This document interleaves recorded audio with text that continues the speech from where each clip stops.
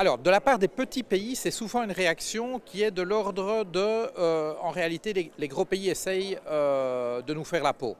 Et donc, toute harmonisation fiscale signifie que finalement, elle se ferait à nos dépens. Et donc, vous avez ce type de réaction-là qui est assez fréquente.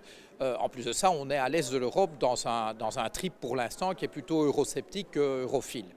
Du côté de l'Allemagne, c'est plus pervers. Que se passe-t-il? L'Allemagne est aujourd'hui confrontée à la remise en cause de son modèle économique qui est orienté tout entier vers la grande exportation, avec un de ses marchés principaux, le Royaume-Uni, qui est en voie de quitter l'Union européenne, et l'autre, les États-Unis, qui est en train de menacer l'Allemagne de tarifs d'importation, de tarifs douaniers d'importation de 25% sur les voitures, ce qui réduirait à néant les exportations allemandes de voitures. Et donc, du côté allemand, ne rien faire qui puisse offenser plus encore le grand monstre Trump.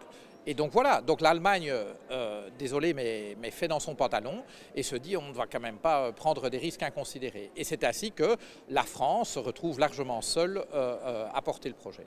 En oubliant le côté, le couple franco-allemand.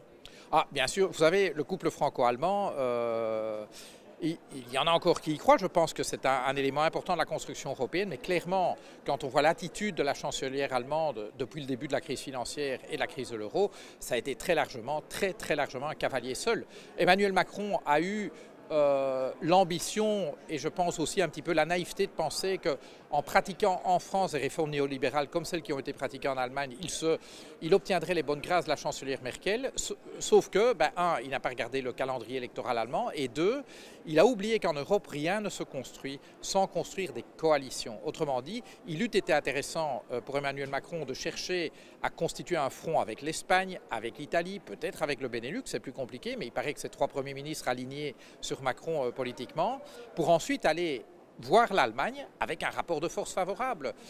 Il a plutôt été dans la séduction que dans le rapport de force, et en Europe, désolé, mais c'est pas comme ça que ça fonctionne. Est-ce que vous pouvez me parler de l'Irlande aussi, du côté tax ruling? Alors, du côté de l'Irlande, l'Irlande, avec les Pays-Bas, la Belgique est un de ces paradis fiscaux pour grandes entreprises qui passent des arrangements sur mesure. Alors, l'Irlande, c'est un cas particulier, mais au point que la rumeur était que quand Apple a négocié avec le gouvernement irlandais son implantation, Apple a clairement dit, voilà, nous ne voulons pas payer plus que autant de taxes, pas en pourcentage, en montant absolu. Et le gouvernement irlandais a construit la structure qui permettait d'accéder aux exigences d'Apple.